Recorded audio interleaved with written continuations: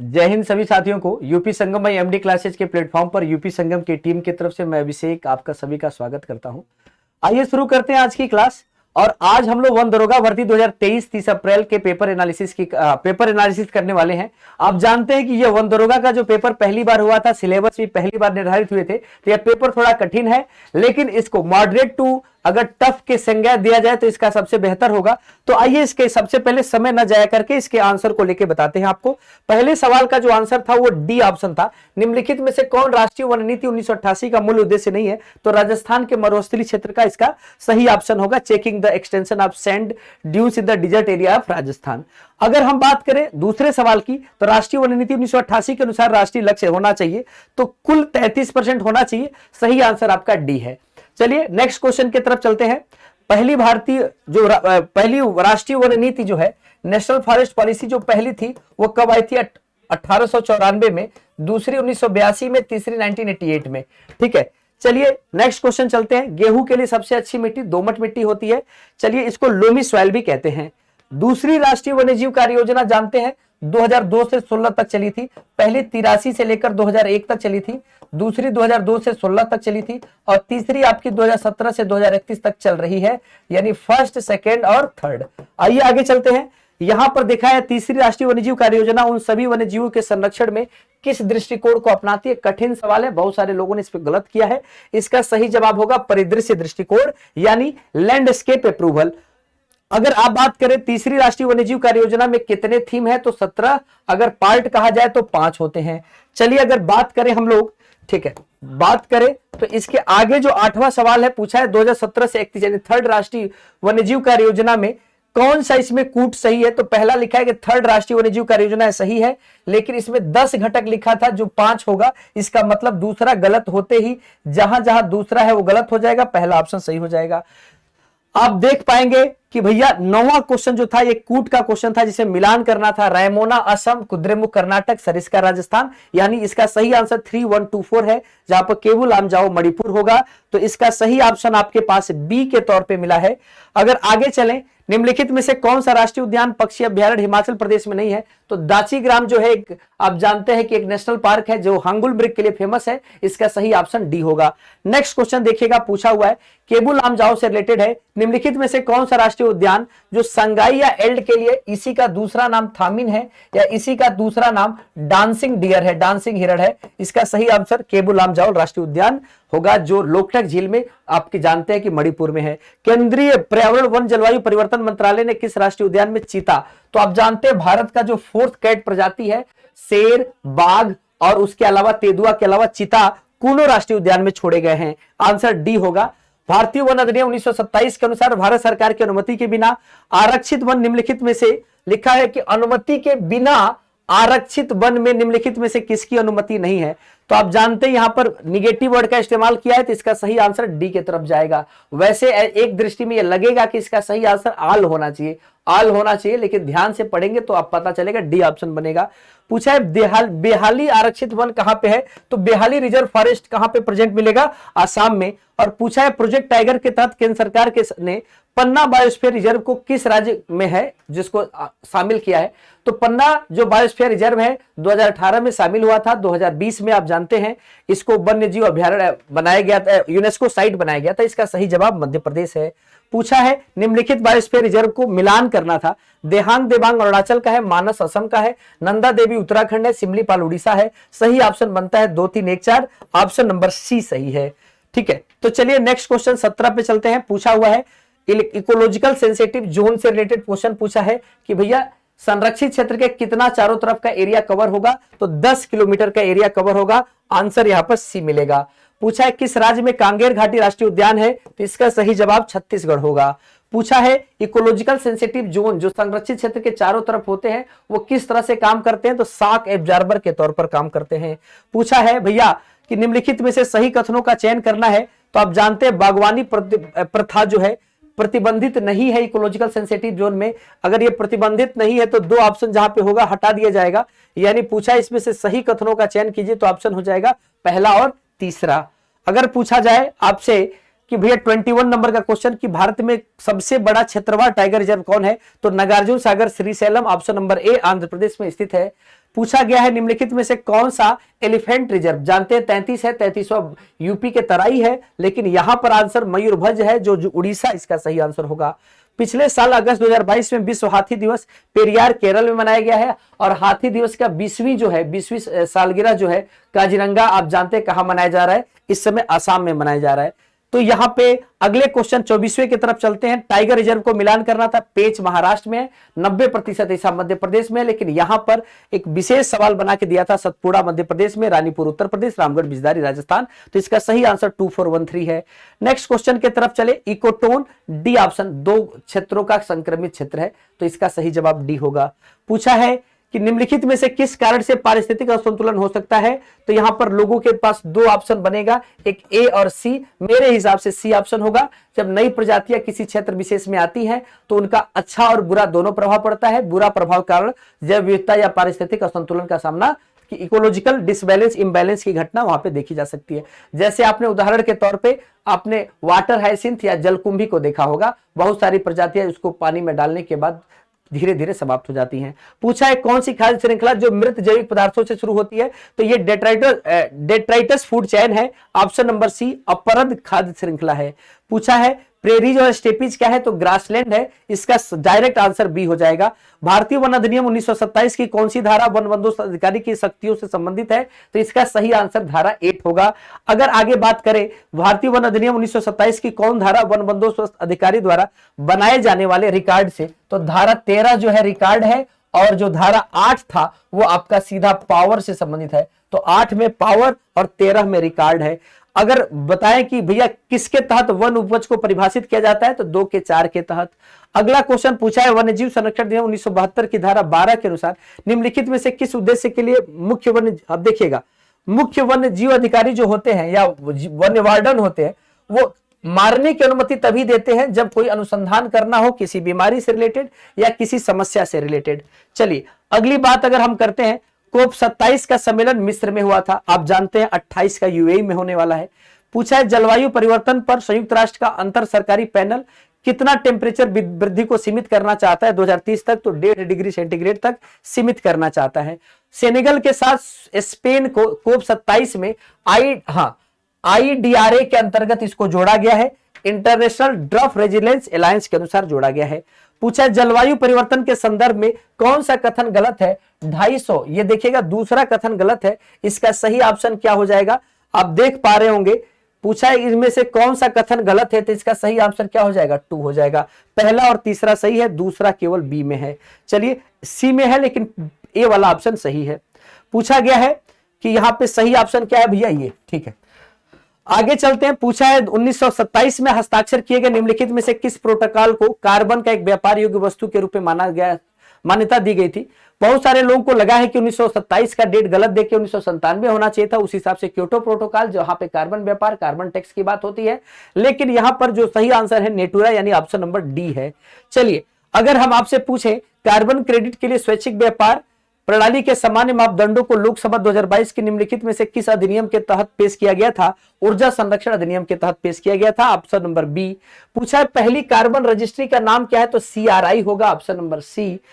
आप जानते हैं कार्बन की रजिस्ट्री ग्रीन हाउस गैस के मैनेजमेंट की, बेचने की या बाकी चीजों के बारे में, कितना प्रोडक्शन हुआ उसके बारे में है।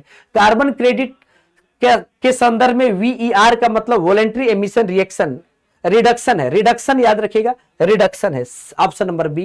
पूछा है किसके द्वारा मृदा अपरदन को रोका जा सकता है, एफॉरेस्टेशन की प्रक्रिया, वनीकरण के द्वारा। वनीकरण की प्रक्रिया मिट्टी का संरक्षण भी करती है, सॉइल कंजर्वेशन भी करती है। अगर पूछा है कि भैया सबसे अधिक सॉइल कंजर्वेशन सॉइल इरोजन किसके द्वारा होता है, तो ऑप्शन बी शिफ्टिंग कल्टीवेशन के द्वारा होता है। आप क्वेश्चन नंबर 44 पूछा है परत, एक पूरी परत किसके द्वारा हट सकती है, भारी वर्षा अगर हो, हैवी रेन हो। अगर पूछा है संयुक्त राष्ट्र ने कृषि वानिकी तंत्र मुख्य रूप से कितने प्रकार के होते हैं, तो 3 प्रकार के होते हैं, ऑप्शन नंबर बी यहां पर सही है। पूछा है भैया FAO का full form food and agriculture organisation है, ये बिल्कुल कल ही के क्लास में पढ़ाया गया था। निम्नलिखित में से भारत की हरित क्रांति से संबंधित अधिक वन उपज देने वाली किस्में होती हैं, आप जानते हैं अच्छे उर्वरा और उर्वरक कह रहे हैं, साथ में उन्नत किस्म और इसके अलावा जो है ऑपरेटर्स अच्छे होने चाहिए, डिवाइस अच्छी होनी चाहिए। 48वां क्वेश्चन का सही जवाब मध्य प्रदेश है। बेवर और दाहिया झूम कृषि का नाम मध्य प्रदेश में है। पेंडा जो है आंध्र प्रदेश में झूम कृषि का नाम है। चलिए क्वेश्चन नंबर 49 पे चलते हैं। वारदी और अधिनियम 1927 की किस धारा में वन बंदोबस्त अधिकारी के नियुक्ति के बारे में बात की गई है? धारा 4। आपसे पूछा गया है कि निम्नलिखित में से कौन सा अधिनियम वन में रहने वाले अनुसूचित जनजातियों और पारंपरिक वनवासियों के लिए भू धृत आजीविका और खाद्य सुरक्षा सुनिश्चित करता है? तो वन अधिकार अधिनियम 2006। ठीक है, अगर आपसे 51वां क्वेश्चन पूछा जाए, इसका ऑप्शन नंबर सी होगा। वन बंदोबस्त पक्ष यानी विंग की गतिविधि क्या है? इसमें सी और डी में से दो ऑप्शन आपको कंफ्यूजन दे रहे होंगे, लेकिन इसका सही आंसर सी है। पूछा गया है कि भैया निम्नलिखित में से कौन सा सरकारी मंच नामकरण और भूमि अभिलेखों के रखरखाव के लिए है? तो आप जानते ई धरती। ई नाम जो है ऑनलाइन व्यापार के लिए, ई ग्राम जो है आप जानते हैं ग्राम पंचायत के लिए है। वन संरक्षण अधिनियम 1980 जो है वन के उत्परिवर्तन से संबंधित है, यानी ऑप्शन नंबर यहां पर सी होगा। पूछा गया है मोफ का संबंध किससे है? तो आप जानते हैं गैर वन उद्देश्यों के लिए परिवर्तित करने की अंतिम मंजूरी से है। Ministry of environment, forest and climate change इसका पूरा नाम है। पूछा है गैर वन उपयोगों के लिए वन भूमि के परिवर्तन के लिए केंद्र सरकार द्वारा निर्धारित सबसे महत्वपूर्ण शर्त क्या है? आप जानते हैं कंपनसेटरी एफॉरेस्टेशन। अगर आपने कुछ हानि पहुंचाया है तो उसके जगह पे आप पेड़ पौधे लगाएं। आप जानते हैं निम्न में से कौन सा FSI forest fire alert system launch किया था? तो तीसरा। 2019 में से कौन सा लॉन्च हुआ था? तो 3rd नंबर का लॉन्च हुआ था। क्वेश्चन नंबर 57 जो है इसका सही आंसर बी है। पूछा है निम्नलिखित में से कौन सा केंद्र प्रायोजित योजना वन अग्नि निवारण और प्रबंधन का दीर्घकालिक लक्ष्य है? तो आप जानते हैं इसकी रोकथाम कर ली जाए और इसकी प्रॉपर जागरूकता पहुंचाई जाए। तो ऑप्शन नंबर बी है to carry out effective awareness campaign and prevention of forest fire. चलिए ऑप्शन नंबर 58 पे चलते हैं। क्वेश्चन नंबर 58 पे इसका सही ऑप्शन 1 और 4 है, यानी हाँ यहाँ पे मोडिस और इंस्टा 3D है, जिससे आप सक्रिय आग के तापीय उत्सर्जन का पता लगा सकते हैं। क्वेश्चन नंबर 59 पूछा है निम्न में से कौन सी आग सबसे तीव्र गति की आग होगी है? तो धरा अग्नि होती है जो सबसे तीव्र गति की आग होती है। यहां पर एक मिलान करो था जिसमें आप देखेंगे कि वन उत्पादों का मिलान करना था। मिलान करने पर 4 1 2 3 इसका सही आंसर आया था। सही आंसर क्या आया था? 4 1 2 3। पूछा है यहां पर कि भैया वन धन योजना न्यूनतम समर्थन मूल्य की बात कर रहे हैं, तो किसके माध्यम से लघु वन उपज के विपणन के लिए तंत्र और एमएफपी के लिए मूल्य श्रृंखला के विकास का एक घटक है? तो यहाँ पर ट्राइफेड है। अगर आपसे पूछा जाए कीट, तो लाख का निर्माण राल जो होते हैं कीट होते हैं जो उत्पादन करते हैं। माहुल के पत्ते जो होते हैं सामुदायिक दावतों और अनुष्ठानों के समय में माहुल के पत्ते से कप और प्लेट बनाए जाते हैं। एनसीसीएफ जो है एकमात्र वन प्रमाणन संगठन है, आप जानते हैं एकमात्र वन प्रमाणन संगठन है जो भारत में पहला है। ठीक ना, पहला भी कहें और एकमात्र कहें। फॉरेस्ट स्टीवर्ड काउंसिल एफएससी का पूरा नाम क्या है? Forest stewardship council. चलिए पूछा है वन प्रमाणन के समर्थन के लिए कार्यक्रम निम्नलिखित में से किस स्थान पर स्थित है? तो जेनेवा। इस क्वेश्चन को याद करिए, जिस दिन हम वन प्रमाणन पढ़ा रहे थे डायरेक्ट ये सवाल दूसरा ही तीसरा क्वेश्चन के रूप में आया था। चलिए क्वेश्चन नंबर 67 की तरफ चलते हैं। एफएससी का प्रमाण पत्र इसके लिए जारी होता है, इसके लिए और इसके लिए। चयन आपका study forest management and control route के लिए जारी होता है। इसका सही आंसर सी होगा। पूछा है मानव हाथी संघर्ष को रोकने के लिए कौन सी विधियां सबसे बेहतर है? विकर्षक विधि हमारे हिसाब से जानवरों को गुस्सा दिला सकती हैं, तो इसका सही आंसर सी होगा। कुछ लोगों को लगेगा निवारक विधि। अगर आपको निवारक विधि के बारे में सोचे तो थोड़ा सा यहाँ पर कठिनाई का सामना आपको करना पड़ेगा। ठीक है ना, इसको डिटरेंट मतलब आप जानवरों को अगर दूर रखेंगे तो जाहिर सी बात है गुस्सा नहीं करेंगे। ठीक ना, तो यहां पर ऑप्शन 69 देखिएगा। पूछा है कि कैसे आप मानव वन्यजीव को संघर्ष को कम करेंगे? तो रोशनी को जला के ऊपर के तीनों मारने की बात करते हैं, जानवरों को मारने की बात। जिम कॉर्बेट नेशनल पार्क जानते हैं बाघ का संरक्षण करता है 1973 से कैलाश सांखला जी के नेतृत्व में। पूछा है आईयूसीएन के अनुसार 1948 में स्थापित संस्था है जिसने आप पूछा है वन्य जीवन को लेकर संघर्ष के कितने स्तर हैं? तो 3 है, लेवल 1, लेवल 2, लेवल 3, उसी की बात करता है। चलिए बात कर रहा है पीसीसीएफ के बारे में। पूछा वन विभाग के अधिकारियों में सबसे ऊपर का जो अधिकारी होता है वो पीसीसीएफ होता है, प्रिंसिपल चीफ कंजर्वेटरी ऑफिसर होता है। तो इसका सही आंसर क्या होगा? बी।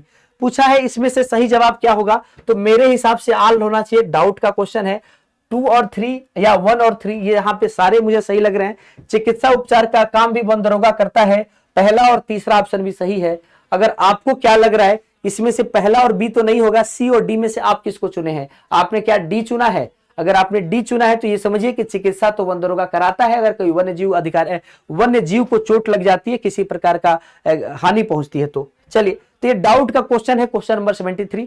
हम पहुंचते हैं क्वेश्चन नंबर 74 की तरफ। पूछा है कौन वन्य दरोगा का कार्य क्षेत्र में अधिकार माने अधिकार नहीं है या शक्तियों से उसके कर्तव्य नहीं है, तो उसमें आप वायरलेस नेटवर्क के समुचित कार्य करने के लिए जिम्मेदार होना, माने वह इस तरह के कार्य नहीं कराता है, बाकी कार्य वो कराता है। पूछा है क्वेश्चन नंबर 75 में, तो वन रक्षक जो फॉरेस्ट गार्ड होते हैं, फॉरेस्टर के नीचे रहते हैं, वो बीट स्तर पर कार्य करते हैं। दूसरी बात पूछा है वृक्षारोपण के माध्यम से वनों के विकास के लिए सरकार द्वारा निम्नलिखित में से कौन सी योजना क्रियान्वित की गई है? तो इसमें से पहली और दूसरी क्रियान्वित की गई है, तीसरी यहाँ पे गलत जवाब है। पूछा है अगला सवाल, नमी के द्वारा सामना करने के लिए बीज के अंकुरण के लिए एक टेक्निक है बीज प्राइमिंग। इससे आप जानते हैं नमी के लिए उसको तैयार कर देते हैं, जिससे अंकुरण की क्षमता क्या हो जाती है? बढ़ जाती है। बाकी जैसे इसमें मास ऐड कर देना है तो यहाँ पे फिल्मिंग करनी है, फिल्म लगा देना है, तो ये वो तरीका नहीं है जिससे आप बीज को क्या कर सकते हैं और ज्यादा माने जल्दी से उसको अंकुरण करा सकते हैं। क्वेश्चन नंबर 78, यानी आप जानते हैं बहुत कम क्वेश्चन बचे हैं, आइए देखते हैं। पूछा है बीज दृढ़ीकरण के लिए, इसका सही जवाब ऑप्शन नंबर सी होगा। आप एक बार मिला लीजिएगा, वृद्धि नियामक और सूक्ष्म पोषक तत्व जैसे रासायनिक विलयन में बीजों को क्या कर देते हैं? डाल के निकाल देते हैं। यहां पर पूछा है अगर किसी पेड़ से अलग बगल में शाखाएं निकल जाए तो उसको प्रूनिंग टेक्निक से काटते हैं। आंसर नंबर डी होगा। आप जानते हैं हाँ, वन जो होते हैं ग्रह के फेफड़े होते हैं, कार्बन डाइऑक्साइड का सिंक होते हैं। अगर कार्बन डाइऑक्साइड के सिंक है तो ये कीट का नियंत्रण नहीं करेंगे, वनों में कीट की संख्या बढ़ती है। तो यहाँ पर अगर बी ऑप्शन गलत हो जाए तो 2 ऑप्शन 3 ऑप्शन में है, एक जवाब दूसरा नहीं होगा, यानी बी सही होगा। चलिए, पूछा है पृथ्वी के भूभाग का क्षेत्रफल कितना है, कितने प्रतिशत पृथ्वी के भूभाग पर बनावरण है? तो 31% है। ये कल ही की रिपोर्ट में हमने पढ़ाई थी, 1/3 होगा। चलिए, पूछा है भैया वन जल संभर आर्द्र भूमि घरेलू कृषि से संबंधित, यहाँ पे परसेंटेज है 75 है। क्वेश्चन नंबर 83 में चलेंगे तो इसका सही जवाब पुरस्कारों की 2 श्रेणियां हैं, T/2 पुरस्कार और बाघ संरक्षण उत्कृष्टता पुरस्कार। तो यहाँ पर 83 का ए ऑप्शन सही होगा। चलिए, पूछा है भैया सुंदरलाल बहुगुणा के नेतृत्व में चिपको आंदोलन 1973-74 उत्तराखंड चमोली जिला, ऑप्शन नंबर बी सही है। पूछा है हिप्पो के बारे में क्या सही है? तो आवास विनाश, आक्रमण, प्रजातियां यानी invasion species, population pollution, over harvesting, यानी ऑप्शन नंबर बी। पूछा है कौन सा संगठन रेड डेटा बुक को जारी करता है जो विलुप्त, अति संकटग्रस्त ऐसी 9 श्रेणियों के साथ पब्लिश होती है 3 रंगों में, पेज में, पिंक, रेड और ग्रीन में, ऑप्शन नंबर बी। पूछा है बाघ संरक्षण के लिए टाइगर प्रोजेक्ट 1973 जानते हैं कैलाश श्रृंखला के नेतृत्व में जिम कॉर्बेट नेशनल पार्क में। पूछा है इसमें से कौन जो है माइक मतलब monitoring of illegal killing of elephant 2003 में आई थी साइट संस्था द्वारा मूव फॉर वर्टिस को फंडिंग किए थे। ये काजीरंगा को क्या है 10 साइटों में से काजीरंगा को साइट नहीं बनाती है। 89 का सही ऑप्शन डी है, भारत की वन बहाली नीति, ठीक ना, इसमें कोई कानून नहीं बनाया गया था। यहां पर सही अधिनियम जो है भारतीय वन अधिनियम 1927 है, जो लकड़ियों के बेचने से संबंधित, परागमन से संबंधित या किसी शुल्क से संबंधित नियम को बनाता है। क्वेश्चन नंबर 91 जो है आप जानते हैं एमएसपी के लिए कौन अप्रूवल कमेटी है? आर्थिक मामलों की कैबिनेट समिति, ठीक है। तो इसका ऑप्शन नंबर ए होगा। 16.8% सकल घरेलू उत्पाद का कितना मूल्य जोड़ा गया है मत्स्य पालन में? तो 16.8 है। विश्व बैंक ने कृषि, वानिकी और मत्स्य पालन में कितना जोड़ा है? 16.8। क्वेश्चन नंबर 93 पर्यावरण और वन मंत्रालय होगा। एफएसआई की रिपोर्ट तैयार कौन करता है? चलिए, क्वेश्चन नंबर 94 है दवाएं और पॉलीथीन है। क्वेश्चन नंबर 94 क्या है? दवाएं और पॉलीथीन। तो यहां पर सी ऑप्शन है, क्योंकि ये ऐसा है जो वन का योगदान इसके निर्माण में नहीं है। भारतीय पारिस्थितिकी के जनक कौन है? रामदेव मिश्रा जी हैं। और पूछा हुआ डूबी हुई नदी घाटियां या मुहाना पारिस्थितिक तंत्र। पूछा है कि कौन सा गलत जोड़े की पहचान करनी है? लोटी का मतलब मूवमेंट के साथ है, तो ये सही होगा। चपराल बोरियल शंकुधारी वन पाए जाते हैं, पंपास चारागाही है, तो इसका गलत ऑप्शन ये डाउटफुल क्वेश्चन में जाएगा, लेकिन लगभग इसका सही आंसर ए होगा। पूछा है अल्फा विविधता एक ही पारिस्थितिक तंत्र में जीवों के बीच होती है, जबकि बीटा जो होती है उसमें अलग अलग तरह के प्रजातियों के बीच होती है, और गामा अलग अलग पारिस्थितिक तंत्र में होती है। तो इसका सही आंसर ए होगा। पूछा है 16 जो है एक उच्च ऊंचाई वाले वन क्षेत्र है जो नीलगिरी में होंगे, कर्नाटक केरल तमिलनाडु वाले क्षेत्र में। पूछा है भारत की जनसंख्या का लगभग कितना भाग अभी भी कृषि पर निर्भर है, तो आपको ए ऑप्शन देना होगा 99 का ए यानी 50%। और आपका निम्नलिखित में से कौन सी रबी फसल है, तो आपको इसका जवाब देना होगा सी यानी चना। आपका ये वन दरोगा का यूपी ट्रिपल एससी का ये 100 क्वेश्चन की श्रृंखला समाप्त होती है दोस्तों। इसके लिए अगर आप ये चैनल वीडियो यहां तक देखते आए हैं तो आपको बहुत बहुत धन्यवाद। अब एक लाइन ये भी बता दीजिएगा कि भैया आपका कितना सही हुआ है, कमेंट सेक्शन में जल्दी आपको कट ऑफ का वीडियो यहां पर अपलोड कर दिया जाएगा। उम्मीद करते हैं ये सारी चीजें आपको समझ में आई होंगी। तो चलिए दोस्तों, इसी के साथ सभी को जय हिंद। यूपी संगम के टीम पर आप यूपी संगम के चैनल पर आप नए हैं तो सब्सक्राइब कीजिएगा, वीडियो पसंद आया होगा तो लाइक कीजिएगा। जय हिंद सभी नए और भावी वन दरोगा को।